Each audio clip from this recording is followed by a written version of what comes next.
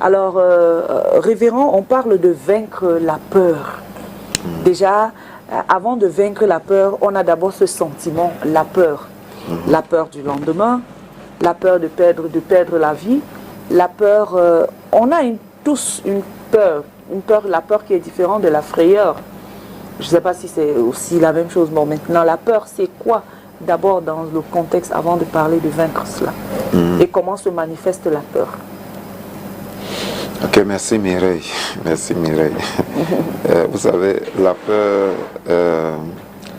le dictionnaire Petit-Aubert définit la peur comme étant cette émotion qui accompagne la prise de conscience d'un danger ou d'une menace. Et donc, tous les hommes sont sujets à la peur. Peut-être qu'il va falloir que nous allions un peu plus loin, selon la Bible, dans la vie des premiers hommes, pour voir d'où vient la peur. Donc, selon la loi de la première mention dans la Bible, nous sommes là dans Genèse au chapitre 3, au verset 10, lorsque Adam s'est rendu coupable de désobéissance vis-à-vis de son père, de son Dieu, il s'est retrouvé nu, il s'est rendu compte qu'il était nu, et alors il est allé se cacher. Donc lorsque Dieu est arrivé vers lui le soir pour habituellement, comme c'était la coutume de Dieu, de venir communier avec lui, lorsqu'il a appelé Adam, Adam lui a dit qu'il s'est caché. Il a eu peur de lui et il s'est caché. Il a eu peur et il s'est caché. Vous voyez, c'est là d'où vient la première peur. Et nous constatons donc que la peur est incrustée, elle est mêlée à la nature humaine déchue. C'est-à-dire que la peur vient du fait que l'homme a désobéi à Dieu en mangeant le fruit de l'arbre, pardon, de la connaissance du bien et du mal.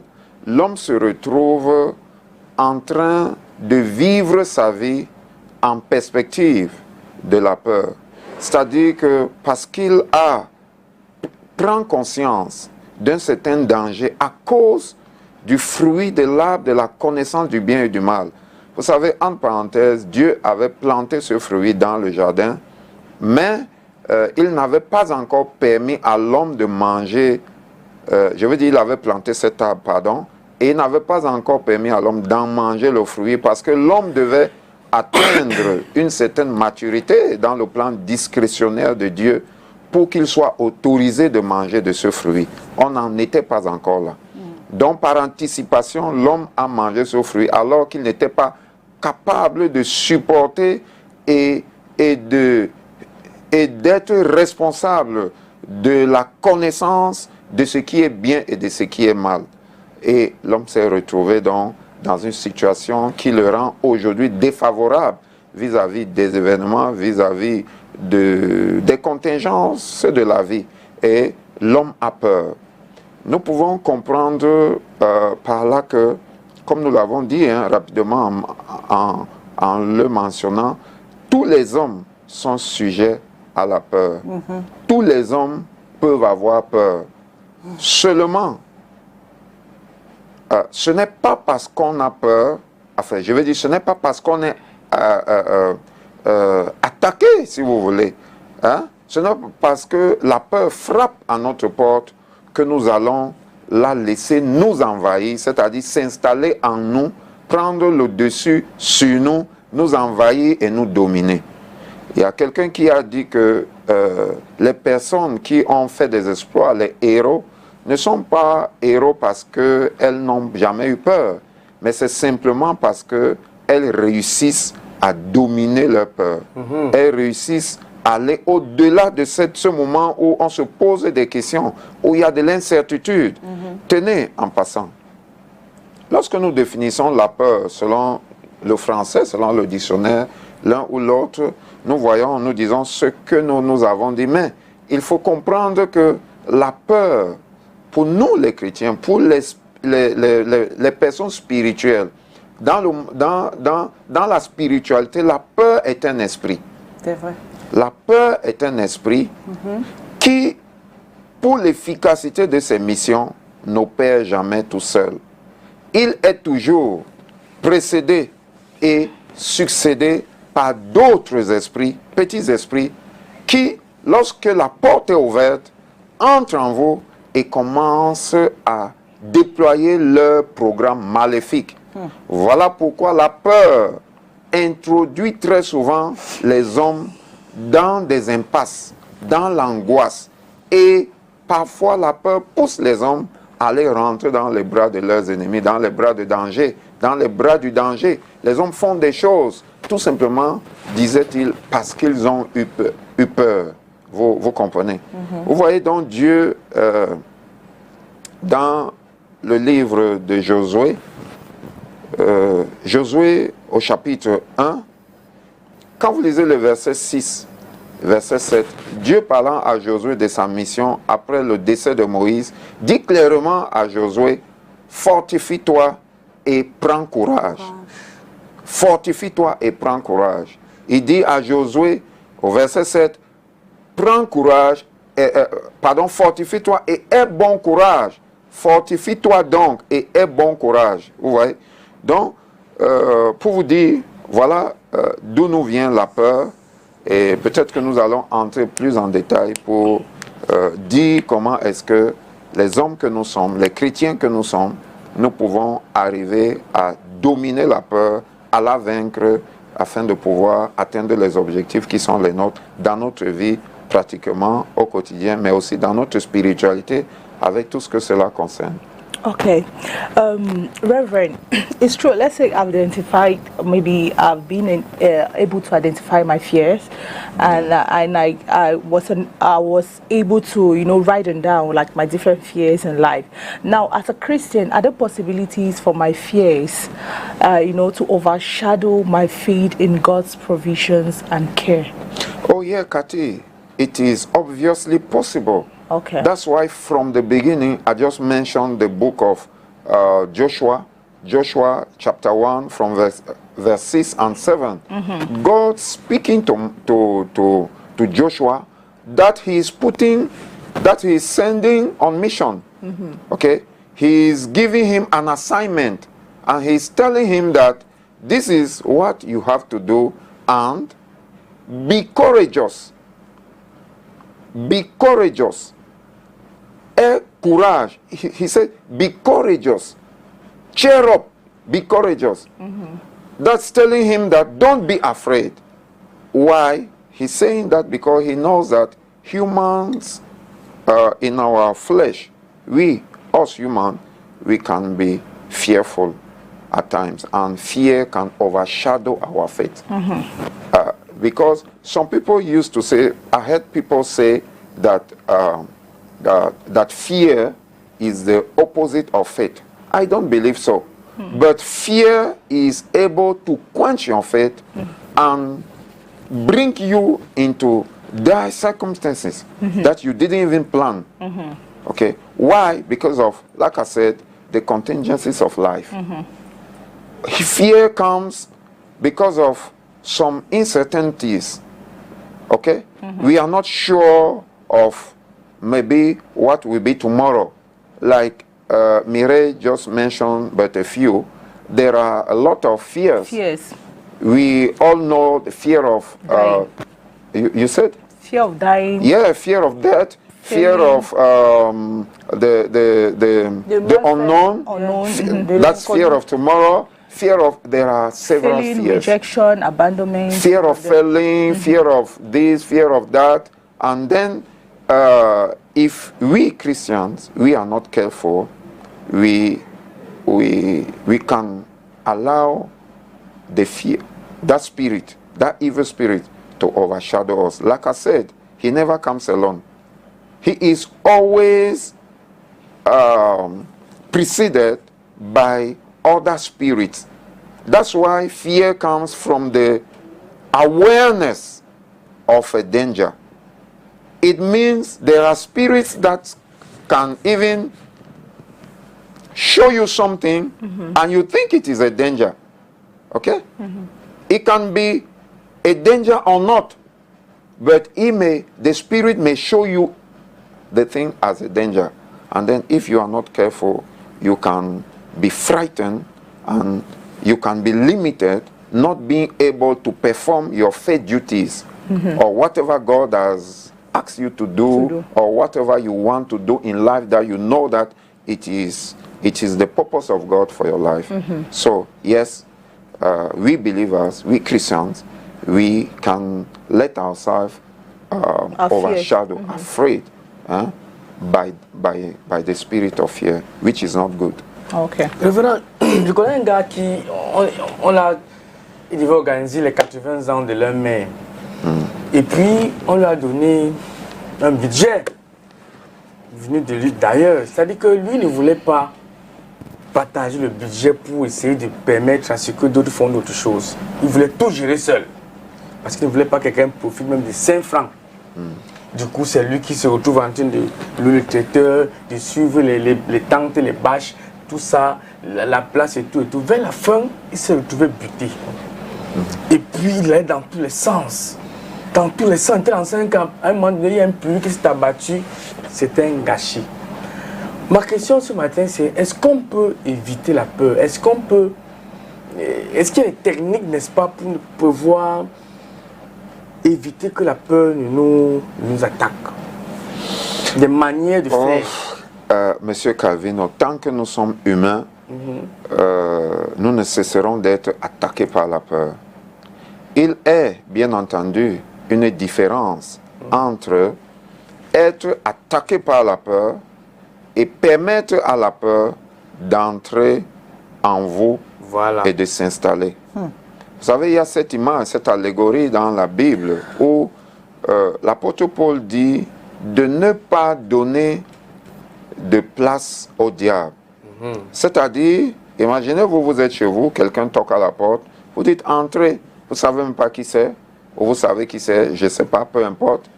Et la personne entre et elle s'assoit chez vous. Le seul fait d'avoir ouvert la porte à cette personne, vous lui avez donné accès à votre intimité. Vous lui avez donné la possibilité de faire certaines choses en vous. Notons que notre intimité est délimitée par des cercles de notre environnement, du plus éloigné au plus proche.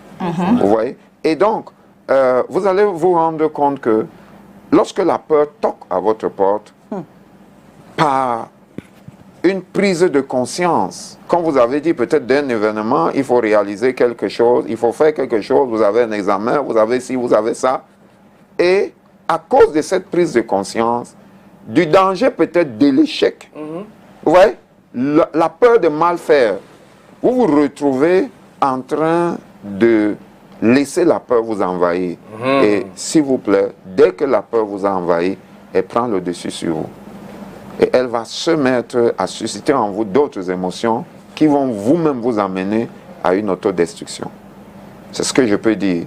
Donc on ne peut pas empêcher la peur de nous attaquer, mais nous pouvons résister aux attaques de la peur. Peut-être c'est là où on va arriver lors des solutions. Nous devons, en tant que chrétiens, en tant que croyants, en tant que ceux-là qui croient en leur Dieu et qui vivent leur foi, vous savez, la foi est parsemée de beaucoup d'embûches. Donc nous devons nous armer de cette connaissance, de cette patience, afin de pouvoir à chaque fois rejeter, repousser la peur lorsqu'elle vient vers nous. Donc ça veut dire que c'est le péché originel qui a créé la peur? Oui, absolument. C'est le fait que... Oui, c'est le fait que l'homme, vous savez, lorsqu'on parle de péché originel, le péché originel, c'est la désobéissance. La désobéissance, oui. Dieu avait dit à l'homme de ne pas manger de ce fruit. Il a mangé le fruit, donc il a désobéi. Mais l'acte qui a amené l'homme dans la désobéissance, donc dans le péché, c'est le fait qu'il ait pris quelque chose et qu'il ait mangé et qu'il ait raté le but de Dieu pour sa vie. Voilà. Parce que le mot péché est décrit en hébreu comme étant le fait de rater la cible, rater la cible. Rater la cible. Non seulement des attentes de Dieu pour vous, parce que ce n'est pas vous qui êtes le référentiel. C'est Dieu ici, ni vous ni moi, hein, Calvino. C'est Dieu qui est le référentiel. Et donc, dans ce référentiel, il y a une cible à atteindre qui est la volonté de Dieu. Lorsque nous ratons la volonté de Dieu, lorsque nous manquons cette cible, nous avons péché.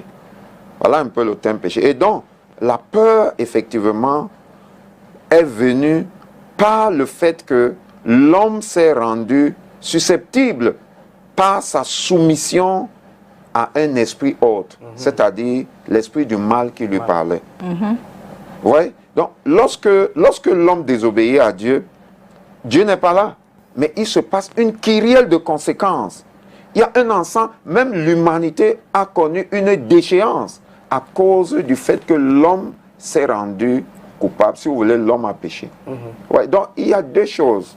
Il y a le fait que l'homme est désobéi à Dieu et il y a également le fait que la conséquence de cette désobéissance l'a soumis à d'autres forces de la nature et d'autres forces spirituelles et forces de la nature qui étaient avant ce moment inférieures à lui.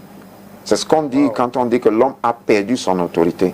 Donc aujourd'hui, l'homme qui est déchu, un peu comme quelqu'un qui était sur un piédestal. Il perd ce piédestal, il n'a plus les mêmes avantages.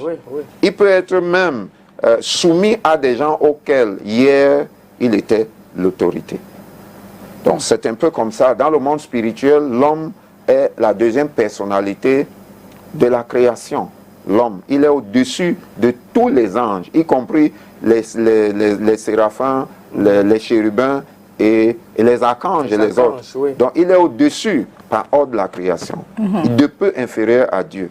Donc quand l'homme se retrouve aujourd'hui dans une espèce de soumission à des choses auxquelles il n'était pas soumis hier, on comprend que c'est à cause de la déchéance. Parce que bien avant, l'homme n'a jamais eu peur. Mais Jésus nous a rachetés. Oui. Quelque part, comme on dit aussi dans la Bible, que n'ayez pas peur. Est-ce que le fait que Jésus nous a rachetés, et puis si nous sommes vraiment dans la bonne chose que Jésus a dit, est-ce qu'on a encore des raisons d'avoir peur? Est-ce qu'il y a encore, est-ce qu'il y a des hommes qui ont atteint un niveau où ils n'ont plus peur? C'est pertinent, votre question, Calvino. Écoutez, Jésus nous a rachetés, mais Jésus n'a pas arrêté les possibilités pour l'ennemi de nous influencer. Vous comprenez la différence? Donc Jésus nous a affranchis d'un certain nombre de choses dont nous n'allons pas, sur lesquelles nous n'allons pas revenir là.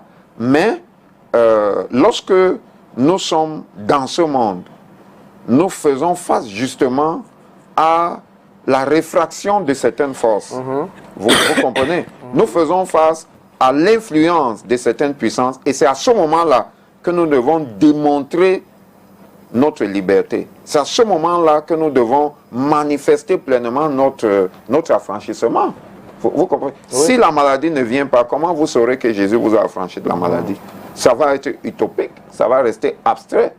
Mais lorsqu'une maladie se présente et que par la puissance du sang de Jésus, vous réclamez votre guérison et vous êtes guéri, à ce moment-là, vous pouvez être témoin de Jésus. Vous pouvez dire, hier, voici où j'étais, aujourd'hui, voici ce que je suis.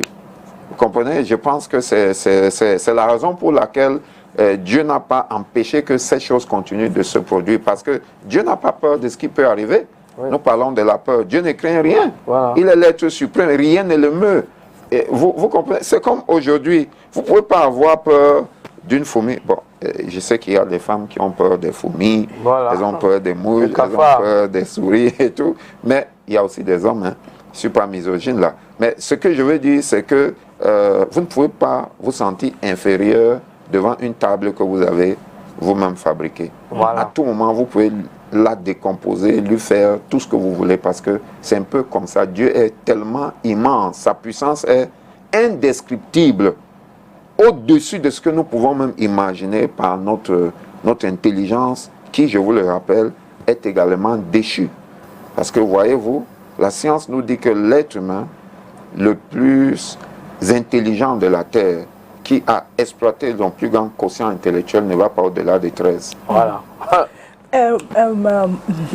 Reverend, there's a story Mire told us about a lady that stayed in a house for 4 days without eating. And now she said this is somebody that the husband apparently abandoned her, right? The husband, she does nothing for a living. The husband abandoned her and she locked herself in the house for 4 days without eating until the neighbors had to, discovered her. Now, I want to ask a question like, I just feel like maybe one of the things that made her not to, come out maybe is because firstly she had this fear of rejection. She also had a fear of maybe being meaningless to the society or being judged also by the society. Now we also have cases of women that are enduring domestic violence because in their head they're like, where do I start from? Like, am I going to start from zero? This man took me when I was nothing. At least apart from the fact that I'm enduring his physical violence or domestic violence, I still get a roof over my head. Like, they ask themselves, what if I leave my marital home? How will people see me out there? Will I be judged by the society and so on and so forth? Now, if someone as such comes to you, like, how can these people be able to overcome that fear that they have? Okay, thank you, Kati. The story that you said, that you just reminded us, can be backed by circumstances that we don't know. Okay, but what I believe is that fear is very damageable. Fear can lead to death. That's why I said earlier that fear, because of fear, fear does not come alone in somebody's life. Yes. Fear always comes and is preceded by other spirits. And when it enters, it opens the way wider way to other, even to other spirit, even more wicked than fear. So, if I have a case, if I have somebody that I have to advise on how to get rid, that's what I will say, how to get rid of the person's fear, I will have to listen to the person first in order to do like, to diagnose where the fear is coming from. Because if you don't uproot a tree by the root, you might be just cutting the leaves, and few days or few years from there, you will see the tree or the root blossoming. Growing up. Yes, growing up. So that's what I can say. Okay, and I will say that if you found yourself, like I said, under that circumstances, you have to refer yourself first of all to the fact that you should not be afraid. I remember, mostly if you believe in God, okay, because we are talking here to people that believe in God, that believe in Christ. It is written in the Bible 365 times, fear not or do not be afraid. Why? Because for each day of our life, we face fear. That's what I was telling to Calvino, that fear will always come. Okay, we will always face fear, face circumstances that we want to take us into the snares of the fear. So we have now to be always objective, to keep our faith, always thinking positively, and measuring the fact. Okay, if I'm fearful now, what will happen to me? Like you said, maybe she decided to stay, to lock herself up, maybe because she was thinking on the situation, on how to come out there. Or maybe she said, no, my life is over, let me die. Okay? There are several things. I don't know the kind of fear that was higher than the other ones in her life. And that's why I say for a diagnosis, for to be able to help somebody is also good to do or to make a to have a good diagnose. Thank you.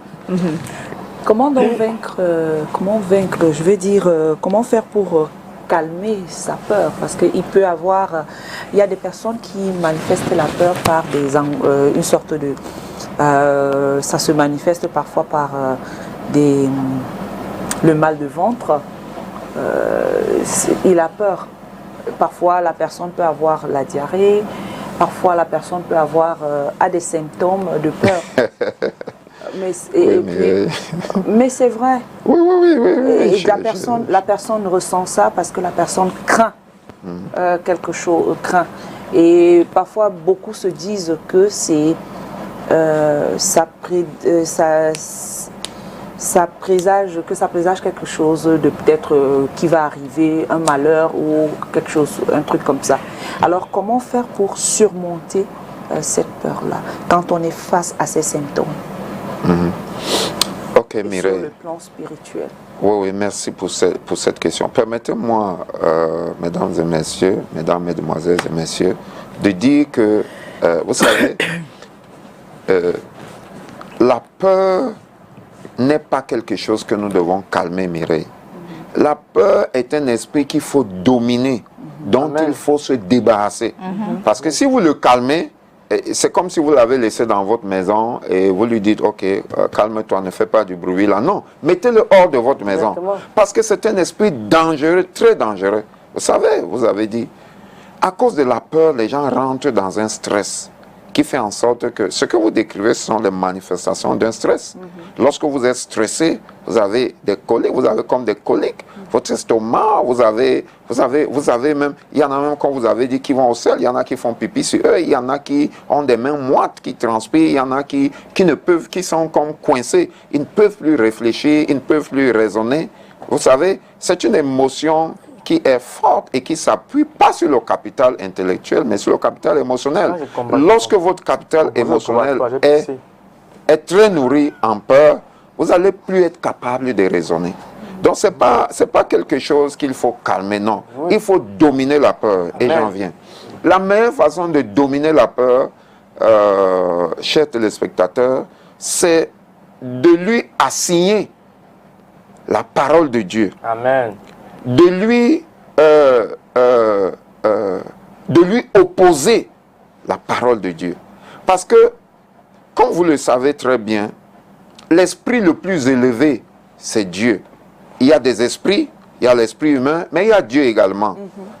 Donc la force divine est plus grande que la force humaine.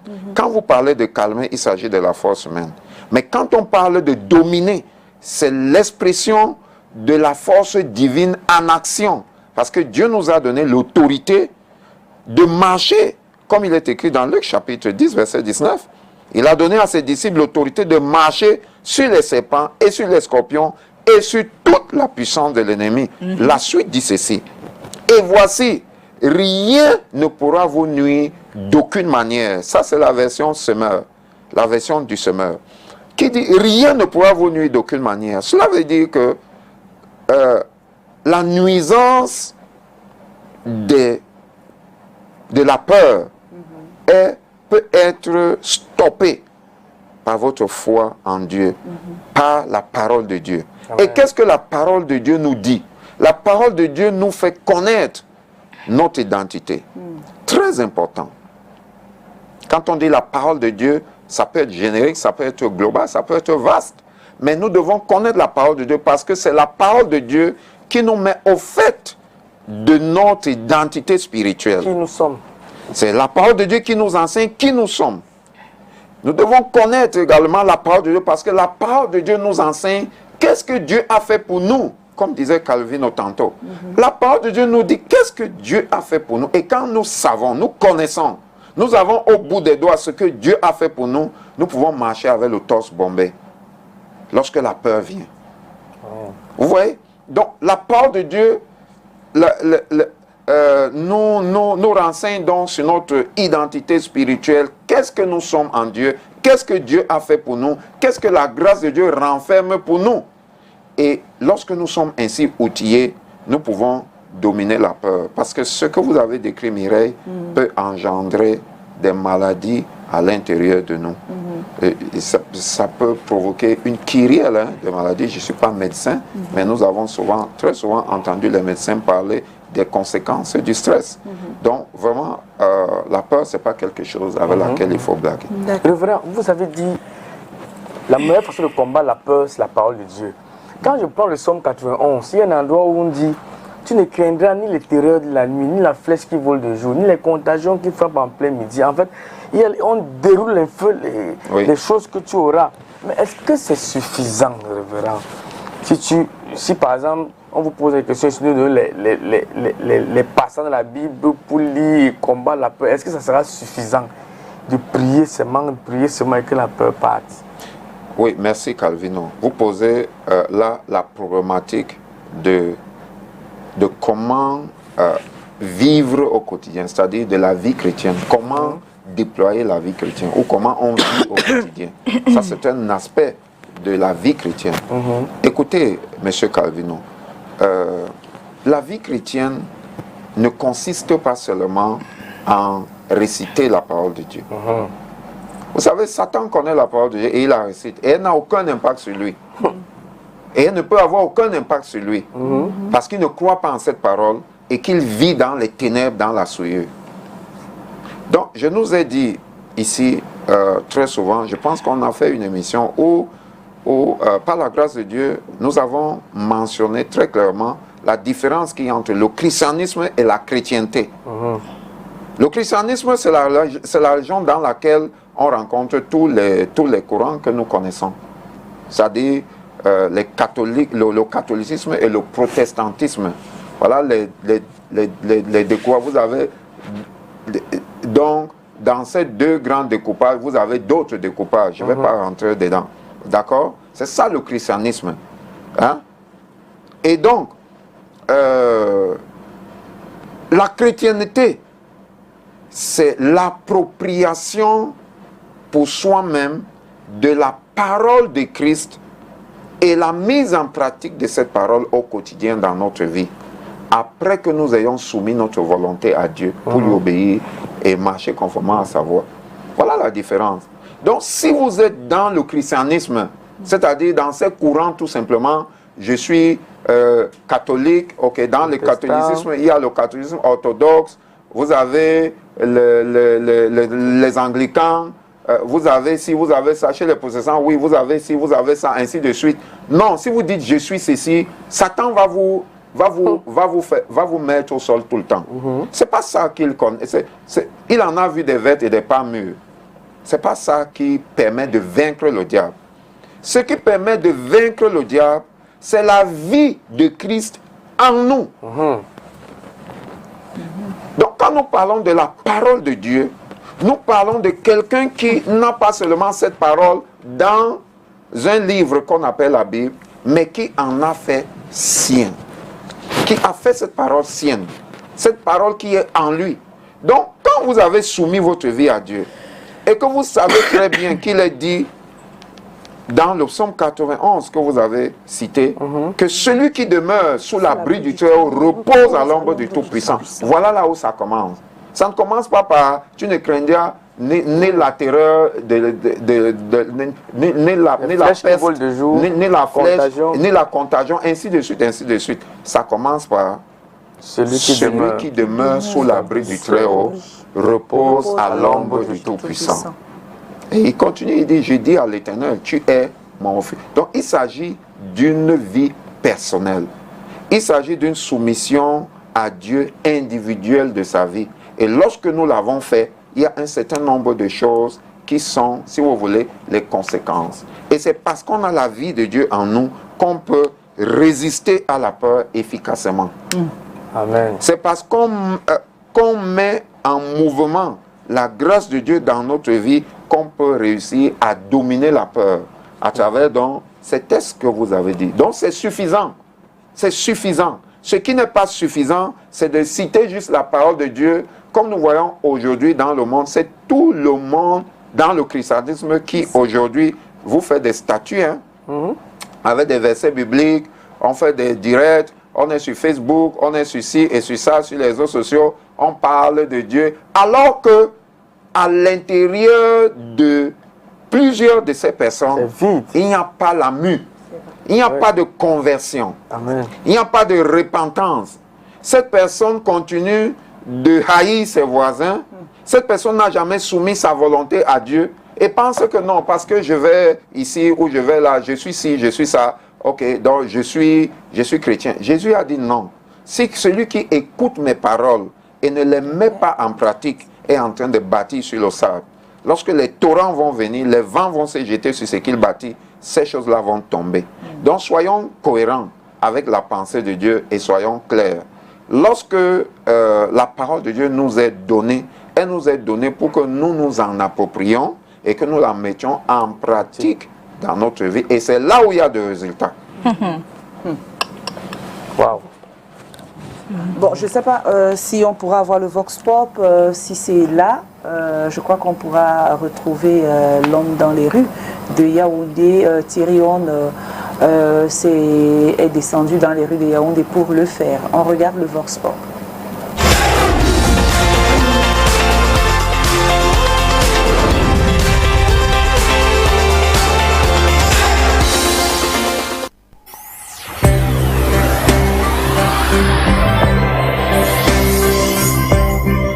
Pour vaincre la peur dans ma vie, je n'ai qu'une seule direction, regarder à Jésus. C'est lui ma force. Sans lui, je ne peux rien faire. C'est là où toute ma force se trouve. Dans n'importe quelle épreuve. Car je sais que rien ne peut être fait sans lui. Comme lui me l'a dit, que sans moi, vous ne pouvez rien faire. Alors, là, c'est toute ma force, à Jésus. Bon, je dirais tout simplement que pour vaincre la peur dans ma vie, je prie tout simplement. Je prie et je crois en Dieu et puis bon, le tout revient à Dieu de gérer le reste. Donc j'ai plus de problème par rapport à ça. Pour vaincre la peur dans la vie, il faut avoir espoir au Dieu créateur, c'est là où les obstacles deviennent, je sais quoi. Là, tous les obstacles, tu veux vaincre tous les obstacles grâce à la puissance que le Seigneur te donne. Parce que sans rien sur toi, on ne peut rien faire. Sans Dieu. Il faut toujours avoir espoir à Dieu. Pour vaincre la peur, c'est simple. Hein? Je crois qu'il faut croire en Dieu et il faut éviter de fréquenter des hommes pas sérieux parce qu'il y en a. Et surtout qu'il faut savoir qu'après, il y a un être suprême qui domine sur nous. Je crois que si on croit fermement et qu'on sait qu'il y a quelqu'un au-dessus de nous, on ne peut pas avoir peur parce que la peur, lorsqu'on a peur, lorsqu'on ne croit pas, lorsqu'on ne sait pas qu'il y a un être suprême au-dessus, lorsqu'on se vante, lorsqu'on se tape dans la poitrine sans savoir que le lendemain peut ne pas être meilleur tous les jours. Je crois que voilà la formule idéale pour vaincre la peur. En tant que chrétienne, il faut lire sa Bible, il faut croire en Dieu et quand vous avez peur, il faut se rassurer par la parole de Dieu. Lire davantage les versets bibliques, surtout les psaumes. C'est comme ici. Et chanter, glorifier Dieu. Parce que lui, il a dit dans quel chapitre là qu'il ne faut pas que ses enfants, don't be afraid, only believe. Chacun donne sa partition sur comment ils font pour vaincre la peur. Oui. Mais c'est trop facile de dire qu'on se confie à Dieu. Oui, Mireille. La pratique là est souvent un peu très difficile. Oui, Mireille, effectivement. Et nous allons y arriver. Et si vous voulez, dans cette deuxième partie avec les solutions que nous avons commencé à énumérer bien avant. En réalité, vous le dites très bien. Et j'y pensais justement, c'est-à-dire que, vous savez, nous pouvons parler comme nous sommes en train de parler, mais lorsque la peur frappe, très souvent, de prime abord, on tremble d'abord. Voilà pourquoi le Seigneur nous a toujours dit dans sa parole de ne pas avoir peur. Parce qu'il sait que nous allons être sujets, à cause de la déchéance humaine, nous allons être sujets à la peur. Chaque fois que certaines circonstances vont venir, souvenez-vous, lorsque Jésus est dans la barque et qu'il dort, l'eau est en train de remplir la barque. Peut-être se mouille-t-il, mais il dort. Alors les autres qui sont des humains ordinaires, ils voient et ils commencent à paniquer. Ils ont peur, ils tremblent. Parce que quoi, ils sont plus conscients du danger que celui qui est là, Jésus. Vous voyez, il faut déjà s'affranchir de la conscience du danger et être positif. Okay. Il ne s'agit pas ici de mépriser, de minimiser le danger, parce que l'habitude au danger minimise le danger. C'est ce que nous disons comme environnementalistes. Vous voyez des gens qui vont vivre à des sommets de collines ou à des flancs de montagnes, parce que ils sont habitués à cet environnement. Ils ont déjà minimisé le danger. Ouais, mais ce n'est pas de ça que nous parlons. Vous savez, lorsque nous parlons de la peur, je voudrais dire deux choses. La première, c'est que, non, ceux qui nous écoutent peuvent penser que quand on n'est pas chrétien, on ne peut pas dominer sa peur. Ce n'est pas ce qu'on est en train de dire ici. Nous sommes en train de nous adresser aux chrétiens parce que nous parlons de la foi chrétienne. Vous avez eu des grands généraux, vous les connaissez hein, dans l'histoire de l'humanité, qui ont fait de grandes conquêtes parce qu'ils étaient courageux. Donc, ils avaient vaincu leur peur. Ils sont allés au-delà et ils ont pu réaliser de grandes choses. Donc, nous ne sommes pas en train de dire que si on n'est pas chrétien, on ne peut pas vaincre sa peur. Non, mais nous sommes déjà chrétiens et nous disons qu'en tant que chrétiens, lorsque nous avons peur, comment est-ce que nous devons réagir? Nous devons nous référer à la parole de Dieu. Donc voilà.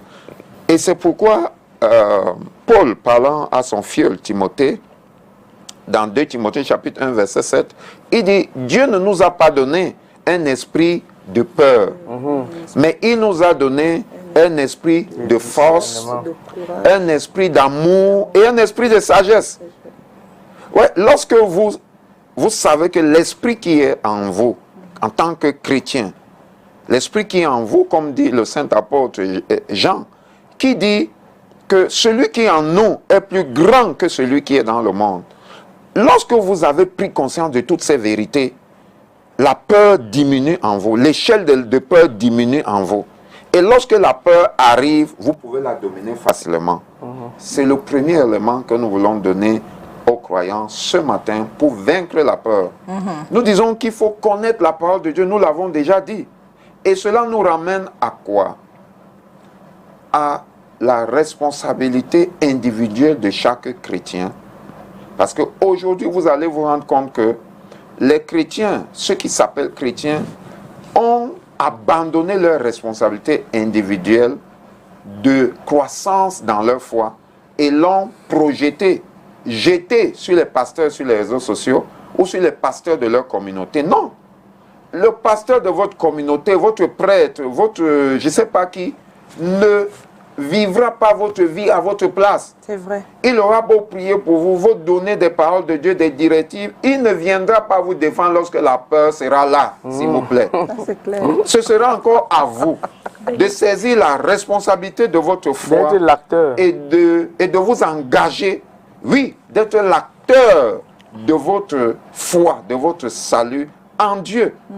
D'accord? Dieu, regardez ce que Jésus a souvent dit à ces personnes qui ont été guéris, qui ont recouvert leur guérison. Il leur dit, ta foi t'a sauvé. Ta foi t'a guéri. Ta foi t'a... Ouais, donc, personne ne peut vivre votre foi à votre place. Personne ne peut implémenter la parole de Dieu dans votre vie, à votre place, dans toutes les circonstances de votre vie. Non. Dieu a mis des gens à côté de nous, des responsables spirituels, pour nous accompagner, pour nous soutenir, pour un temps, pour que nous puissions grandir et être capables de nous autonomiser donc, et de vivre notre foi, de prendre notre envol par nous-mêmes, de faire nos expériences, de marcher avec Dieu. Donc ce que nous demandons aux chrétiens, c'est de lire la parole de Dieu pour être conscients de leur identité. De la lire. Aujourd'hui, les chrétiens ne lisent plus. Ils ne lisent plus. Ils ne passent pas du temps avec Dieu dans la prière. Ils ne passent pas, très peu de chrétiens prient. Très peu de chrétiens prennent des retraites, prennent des moments personnels où ils vont passer du temps avec Dieu. Ils passent plus de temps avec leur téléphone et c'est la raison pour laquelle il y a plus de peur aujourd'hui. C'est la raison pour laquelle il y a plus de dégâts dans notre foi. Les chrétiens, ils ont plus tendance à se retourner vers les choses qui font la distraction dans ce monde que de se donner à la pratique quotidienne de leur foi. Et c'est la raison pour laquelle la peur va souvent dominer. Très bien. Pastor, I feel like it's not about like maybe you're saying Christians we do not pray. I think it's that consistency.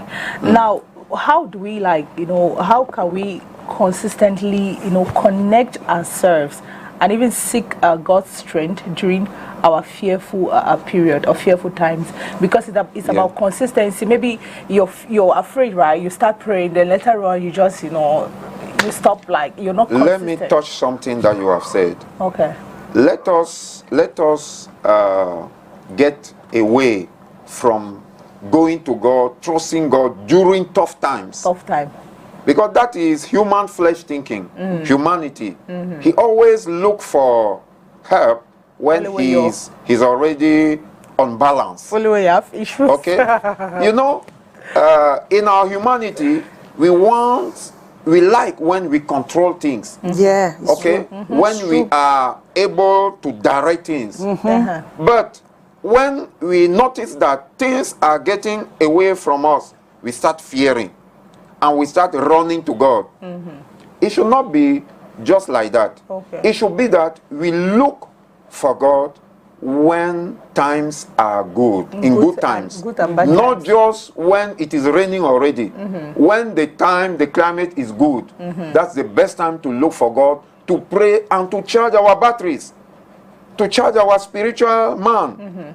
When the spiritual man is then strong, when tough times are going to come, we are going to defeat. Allô? J'aimerais bien que la paix, nous devions avoir peur de l'enfer. Comment nous allons donc procéder? Pardon? Okay, he says. Nous avons peur de l'enfer. Comment nous allons? Okay. Nous avons peur de l'enfer. Comment nous allons faire? Oui, c'est une très bonne question. Il dit que on parle de vaincre la peur. Étant donné qu'on a peur de l'enfer, comment est-ce que nous devons faire? Merci beaucoup pour cette question. Vous savez, Dieu n'a pas fait l'enfer pour les hommes. Il a fait l'enfer pour le diable et ses anges. C'est bon d'avoir peur de l'enfer parce que c'est un endroit qu'on ne peut pas décrire par des mots humains. On ne peut pas souhaiter l'enfer au pire de ses ennemis. C'est dommage que cette question arrive presque à la fin de l'émission. Mais il faut comprendre que pour vaincre la peur de l'enfer, il faut courir vers le salut que Dieu nous a donné. Très important. Nous disons qu'il ne s'agit pas seulement d'avoir peur, mais d'être capable de vaincre la peur. Et donc Dieu a prévu un chemin, une issue de sortie pour la peur de l'enfer. D'accord? Il s'agit de quoi? Il s'agit de courir vers Dieu, courir vers le Christ qui est lâche aujourd'hui, qui est le lieu de refuge pour notre salut, en nous appropriant de son œuvre rédemptrice à la croix et en la mettant en application dans notre vie. Parce que le sang de l'expiation est capable d'expier nos fautes et nous garder purs en Dieu par la puissance du Saint-Esprit. Si nous croyons en Dieu, l'enfer ne sera plus un sujet de peur pour nous. Non. Il a dit à ses disciples dans Jean 14, croyez en Dieu et croyez aussi en moi, parce que je m'en vais vous préparer une place. Donc lorsque nous croyons en Christ, lorsque nous croyons en Dieu et nous croyons aussi en Christ, le Christ qui nous tient au quotidien nous assure une place auprès de son Père dans les lieux célestes. C'est ce que nous pouvons dire, bien-aimés. Merci pour cette question. Bah voilà, voilà. Il nous reste juste, une minute 30. Cathy a une question. No, you said something. I don't know if I got you right. That Christians should not hold on to their pastors for overcoming their fears. I don't know if I'm correct. I said thank you to make. Let me make a point there. Okay. Christians are not supposed to hold on to their pastors, their spiritual leaders, their shepherd, to live their life at their place. Okay. They are the first responsible for their lives. You know, today there is a trick. There is a very dangerous trick. I used to tell people that are believing in God today, they might go astray very far. Why? Because it's like they have not known some model, other models than one they see today. Today it is my papa, my you put the picture, you put the message, and you think that papa is over the devil, or he is over God. No. The only person that should be over and emphasized in your life is Christ himself. Yes. He is the one that died for you, and he is the one that can lead you when your father, your spiritual father, will not be there. As a matter of fact, you will not be more taught by your father in the Lord than by Christ, by the Spirit of God. If you are a true believer. That's why you have to be responsible for your faith, responsible for your life, and spend more time with God than more time with your papa or your spiritual father. Okay. Thank you very much. Merci beaucoup, révérend. Moi, j'ai la dernière partie. C'était extraordinaire parce qu'on a beaucoup de chrétiens aujourd'hui qui croient plus aux hommes de Dieu qu'à Dieu. Et on fait la confusion. Donc, il vaut mieux croire. C'est dommage. Et c'est vraiment dommage. Mireille, l'émission est terminée, c'est dommage, mais nous ferons peut-être un jour une émission avec votre permission, hein, sur l'idolâtrie, c'est vous qui choisissez, c'est le thème. Les chrétiens doivent savoir que mettre de l'emphase plus sur leur pasteur, c'est de l'idolâtrie. Voilà. Et Dieu réprime l'idolâtrie. Plus sur leur pasteur que sur Jésus-Christ. Voilà. Merci, révérend. Vaincre la peur, c'était le thème de ce jour. Vous retrouvez le révérend Messina sur les réseaux sociaux. Et puis, vous avez vu son nom. Vous pouvez appeler pour un accompagnement spirituel. Il est ici du côté de Deido Nouvelle. À la rue des Pavés, Shanghai. Voilà, à la rue des Pavés, le révérend Messina. Allez, on le retrouvera dans 2 semaines parce que la révérende Ngono Geneviève et Kani prendra le relais, le temps pour lui d'aller se ressourcer à nouveau et aller à la montagne et revenir avec d'autres messages aussi excellents que celui-ci. Tonton Calvino, Catherine Con. J'ai trouvé l'équation. Voilà. C'est l'ignorance en Dieu conduit à la peur conduit à la haine, et la haine conduit à la violence. Voilà. C'est l'équation après ce que le révérend a dit. Cathy? Yes, Mireille, thank you very much, Reverend. And Mireille, my pleasure. Tomorrow. Yeah. Tomorrow, demain, c'est vendredi. On se retrouvera quand il sera 10h. Ce sera culture, débat aussi et autres, avec des appels ouverts pour vous, les téléspectateurs. D'ici là, prenez soin de vous et surtout restez en compagnie des programmes de STV. Dieu vous bénisse. On se retrouve demain quand il sera 10h. Ciao. Ciao, ciao. Oh, ciao, mes gars.